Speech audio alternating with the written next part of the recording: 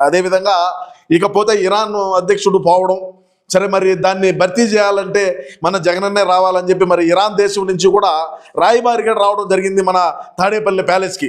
ఎట్లా ఇప్పుడు మనం అన్నను ప్రధానమంత్రిని చేయాలంటే చాలా టైం పట్టేట్టుగా ఉండాలి.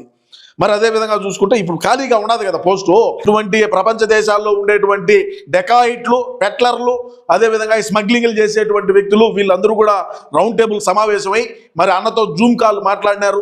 మరి ఖచ్చితంగా మీరు జగన్మోహన్ రెడ్డి సాబ్ మీరు ఖచ్చితంగా ఇరాన్ బాధ్యతలు చేపట్టాలి. మీరు అక్కడ వాళ్ళకు ఇటువంటి యుద్ధ వాతావరణాన్ని ఎదుర్కొనేటువంటి అంత తలకాయ లేదు. అంటే మనం లండన్ నుంచి టాబ్లెట్లు వాడినప్పటికీ మరి ఇటువంటి అయితే మనకు బాగా ఎక్కుతాయి, ఇటువంటి మనం బాగా డీల్ చేయగలం అని చెప్పి వాళ్ళు ఆశతో ఆకాంక్షతో ఎదురు చూస్తూ ఉన్నారు జగనన్న.